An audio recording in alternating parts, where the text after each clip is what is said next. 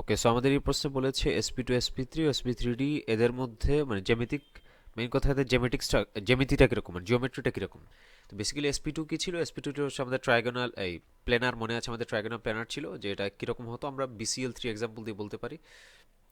আমি যদি এরকম দিই, BCL3 ক্ষেত্রে আমাদের কিরকম ছিল, এখানে একটা থাকতো, এখানে একটা থাকতো, এখানে একটা থাকতো এবং এখানে একটা থাকতো, তাই না?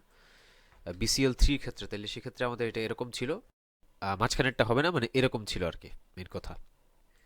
আর এদের অ্যাঙ্গেলসগুলো ছিল 120 ডিগ্রি, সবগুলোর মধ্যে অ্যাঙ্গেলস ছিল 120 ডিগ্রি। আচ্ছা, তো এটা ঠিক আছে, সমতলীয় ত্রিভুজাকার, মানে ট্রায়াগোনাল প্ল্যানার বলতে পারি। তারপরে এটা হচ্ছে টেট্রাহেড্রাল বা চতুষ্কোলকীয় SP3। হ্যাঁ, অবশ্যই আমরা মিথেনের ক্ষেত্রে দেখেছিলাম যে আমাদের এখানে একটা হেইস থাকতো, এখানে একটা হেইস থাকতো, এখানে হেইস থাকতো, এখানে একটা হেইস থাকতো, আর এরকম একটা এই টেট্রাহেড্রাল শেপ ফর্ম করতো, এটা আমরা দেখেছিলাম। তো এটাও আমাদের ঠিক আছে, কোনো একটা প্রবলেম নাই।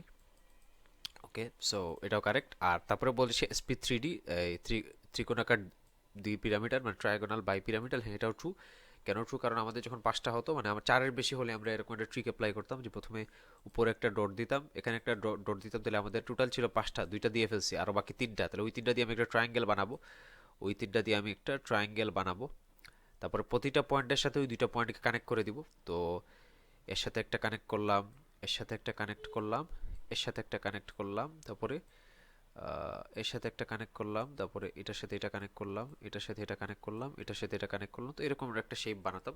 তো আলটিমেটলি যেটা আমাদের এই ত্রিকোণাকার বা ট্রায়াগোনাল বাই পিরামিডাল হতো, এটাও কারেক্ট। তাহলে আমাদের আনসার হবে গিয়ে এ নাম্বারটা।